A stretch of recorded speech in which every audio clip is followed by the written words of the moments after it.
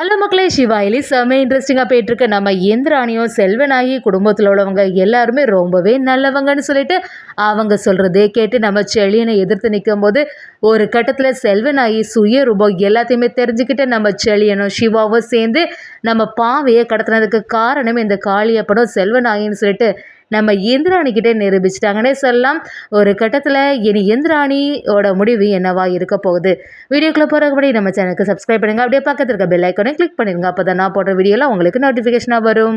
நம்ம செழியனுக்கும் செல்வநாயோட திட்டம் எல்லாமே தெரிய வர்றது. செல்வநாய்கிட்ட வந்து இத்தனை நாளாட்டு கம்பெனி விஷயத்துலையும் இந்திராணியை ஏமாத்திட்டே இருக்கீங்க, எவ்வளோ தைரியம் தான் இந்த மாதிரிலாம் செய்திருப்பீங்க, உங்களையெல்லாம் நம்பி இந்திராணி இன்னும் வீட்டில் வச்சுருக்கா பார்த்தீங்களா அப்படின்னு சொல்லிட்டு நம்ம செழியன் கேட்கும்போது, காளியப்பனோ எங்கள் இந்திராணியை பற்றி எனக்கு நல்லாவே தெரியும், அவள் வந்து நாங்கள் என்ன சொன்னாலுமே கேட்பா, இதெல்லாம் எங்களோட குடும்ப விஷயம், அதுபோல் நீ வந்து தலையிடாத அப்படின்னு சொல்லும்போது நம்ம செழியனும், அப்படி இந்திராணிக்கு மேலே உங்களுக்கு அக்கறை இருந்துச்சுன்னா அவகிட்டே நேரடியாக இந்த ரூபாவெல்லாம் கேட்க வேண்டியதானே, எதுக்கு அவளை ஏமாத்துறீங்க அப்படின்னு சொல்லிட்டு நம்ம செழியன் எதிர்த்து நிற்கும் போது, செல்வனாகிய இதை பற்றியெல்லாம் நீ வந்து கவலையப்படாத, நீ என்ன தான் இந்திராணிக்கிட்டே பேசினாலும் அவள் வந்து உன்னை நம்ப போகிறதே இல்லை அப்படின்னு சொல்லிட்டு செல்வனாகியும் செழியன்கிட்டே பேச ஆரம்பிக்கிறாங்க. அதே சமயத்தில் நம்ம இந்திரனையும் பாவையை காணலையே அப்படின்னு சொல்லிட்டு ஒரு பதட்டத்தில் இருக்கும்போது சிவா, எலி, செழியன் எல்லாரும் சேர்ந்து பாவையை தேடி வர ஆரம்பிக்கிறாங்க. நம்ம சிவாவுக்கும் ஒரு ஐடியா கிடைக்குது, இந்த ஃபோட்டோவில் இருக்கவன் தான் கண்டிப்பாக பாவையை கடத்திருக்கணும், அதோட இந்த ஃபோன் சிக்னல் இந்த இடத்துலேயே ஸ்டாப் ஆகிருக்கு, இந்த இடத்துல தான் இந்த ரவுடி வந்து சுற்றிட்டு இருக்கணும், பக்கத்தில் உள்ளவங்கள்ட்ட எல்லார்கிட்டையுமே கடையில் போய் இந்த ஃபோட்டோவை காட்டி விசாரணை பண்ணால் நமக்கு ஏதாவது ஒரு ஐடியா கிடைக்குன்னு சொல்லிட்டு நம்ம சிவாவும் ஐடியும் சேர்ந்து அந்த கடையில் உள்ளவங்க எல்லார்கிட்டையுமே ஃபோட்டோ காட்ட ஆரம்பிக்கிறாங்க. இந்த ஒரு பக்கம் பார்த்தீங்கன்னா நம்ம பாவையும் அந்த ரவுடி கும்பல்கிட்டேருந்து எஸ்கேப் ஆனோன்னு அதை பார்த்து அந்த ரவுடிங்களும், என்னடா நம்மக்கிட்டேயே இருந்து எஸ்கேப் ஆகிட்டா, காளியப்பன் சாருக்கு மட்டும் இது தெரிஞ்சுன்னா கண்டிப்பாக நமக்கு தான் ஆபத்தாக இருக்கும், எப்படியாவது அந்த பாப்பாவை கண்டுபிடிக்கணும்னு சொல்லிட்டு அந்த ரவுடி கும்பல் எல்லாமே அந்த பாவையை கண்டுபிடிக்கிறதுக்காண்டி தேட ஆரம்பிக்கிறாங்க. அதே சமயத்தில் நம்ம சிவாவும் கடையில் அதே ரவுடியை பற்றி விசாரணை பண்ணும்போது, கொஞ்சம் முன்னாடி தான் இவனை நான் பார்த்தேன், ஏதோ ஒரு சின்ன பிள்ளையோட ஃபோட்டோவை காட்டி இந்த பொண்ணை எங்கேயாவது பார்த்துருக்கீங்களா அப்படிங்கிற மாதிரி விசாரணை பண்ணிகிட்டு இருந்தான், நிறைய தூரம் எல்லாம் போயிருக்கிறதுக்கு வாய்ப்பே இல்லை அப்படின்னு சொல்லிட்டு சிவா கிட்ட சொல்லும்போது நம்ம அயலிக்கிட்ட சிவாவும் சொல்கிறாங்க, சரி இப்போ தான் அந்த கடைக்காரர் சொன்னாங்க, அதனால எப்படியுமே இந்த ரவுடி இந்த பக்கமாக தான் சுற்றிட்டு இருப்பான், நான் ஒரு பக்கமாக போய் தேடுறேன், நீங்கள் எல்லாரும் ஒரு பக்கமாக தேடுங்கன்னு சொல்லிட்டு நம்ம சிவா, அயலி எல்லாருமே தனித்தனியாக தேட ஆரம்பிச்சுட்டே இருக்காங்க. அந்த சமயத்தில் கரெக்டாக ஒரு ரவுடி வந்து நம்ம அயலிக்கிட்ட மாட்டுறாங்க. அயலிக்கிட்ட வந்து, அம்மா இந்த மாதிரி ஒரு பொண்ணை பார்த்தியா அப்படின்னு சொல்லிட்டு அந்த பாப்பாவோட ஃபோட்டோவை காட்டுறாங்க. அதை பார்த்து நம்ம அயலி அப்படியே அதிர்ச்சியாக நிற்கிறாங்க.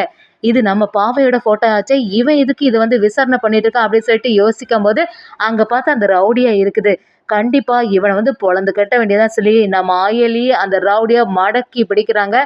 எவ்வளோ தைரியம் இருந்தால் பாவையை நீ கடத்திருப்ப, ஒழுங்கு மரியாதையா உண்மையை சொல்லி இந்த பாப்பா இப்போ எங்கே போயிருக்கா அப்படின்னு சொல்லிட்டு சத்தம் போடும்போது நம்ம செழியனும் சிவாவும் அந்த சைடில் வராங்க. செழியனும் சிவா கிட்ட, அங்கே பாரு அயலி யாரோ ஒருத்தங்கள மடக்கி பிடிச்சி பிரச்சனை பண்ணிட்டு இருக்கா போல, என்ன அதுன்னு சொல்லிட்டு விசாரணை பண்ணலாம் சொல்லி நம்ம சிவாவும் செழியனும் நம்ம அயலியோட பக்கத்துலேயே வராங்க. அங்கே அந்த ரவுடியை மடக்கி பிடிச்சி நம்ம செழியன் அப்படியே, எவ்வளோ தைரியம் இருந்தால் என்னோட பொண்ணை நீ இப்படி கடத்திருப்ப, ஒழுங்கு மரியாதையா உண்மையை சொல்லு, பாவை இப்போ எங்கே இருக்கா அப்படின்னு சொல்லிட்டு சத்தம் போடும்போது அந்த ரவுடியும், நாங்கள் தான் அவளை கடத்தணும், ஆனால் அவள் எங்கே இருக்கான்னு இப்போ எங்களுக்கு சத்தியமாக தெரியாது, எங்கள்கிட்ட எஸ்கேப் ஆகிட்டா, எங்கே போனானே தெரியலை அப்படி சொல்லிட்டு சத்தம் போடும்போது அந்த செழியனும், ஒழுங்கு மரியாதையாக உண்மையை சொல்லி, நீ சொல்கிறதெல்லாம் உண்மைன்னு எனக்கு எப்படி நம்ப முடியும் அப்படின்னு சொல்லிட்டு அந்த ரவுடியை சரியாக விழுத்தெடுக்கிறாங்க. அந்த ரவுடியை அடிக்க அடியில், சரி இதுக்கெல்லாம் காரணம் யார், யார் என்னோட பொண்ணை இப்படி கடத்த சொன்னா அப்படின்னு சொல்லிட்டு கேட்கும்போது அடி தாங்க முடியாமல் அந்த ரவுடியும், எல்லாத்துக்குமே காரணம் அந்த காளியப்பன் சார் தான், காளியப்பன் சார் தான் எங்களை வந்து கடத்த சொன்னாங்க அப்படின்னு சொன்ன உடனே செழியன் அப்படியே அதிர்ச்சியாக நிற்கிறாங்க.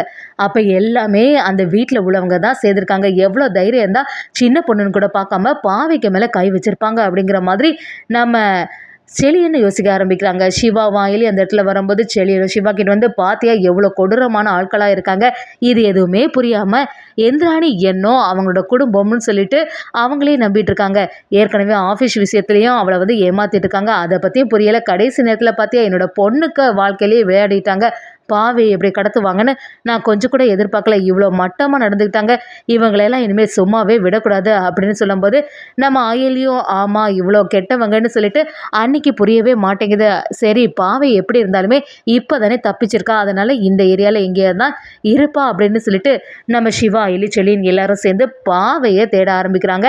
ஒரு கட்டத்தில் நம்ம செழியனோட கண்ணில் பாவையும் பட்டுறாங்க.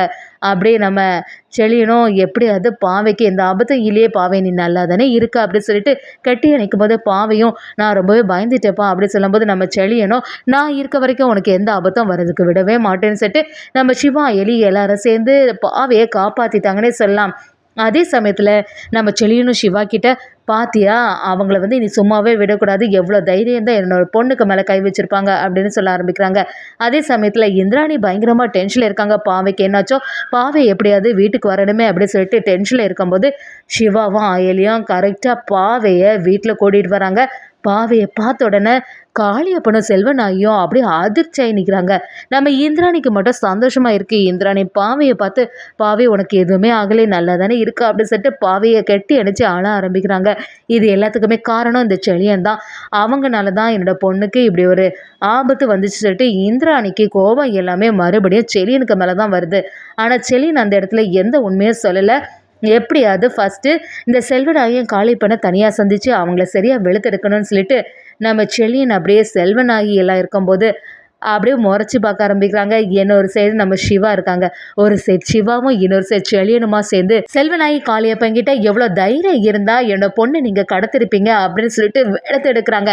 நம்ம செழியனும் செல்வநாயகிட்ட இவ்வளோ பெரிய கொடுமைக்காரியாகிட்டு இருப்பீங்க நான் கொஞ்சம் கூட எதிர்பார்க்கல.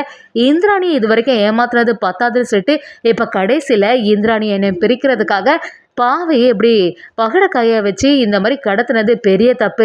எனக்கு ஏதாவது ஆபத்து வந்தால் கூட நான் விட்டுருவேன். ஆனால் அதே சமயத்தில் என்னோட பொண்ணுக்கு ஏதாவது ஆபத்து வந்துச்சுன்னா அதுக்கடுத்து நான் சும்மாவே இருக்க மாட்டேன்னு சொல்லிட்டு நம்ம செழியன் செல்வனாகி எதிர்த்து நிற்கிறாங்க.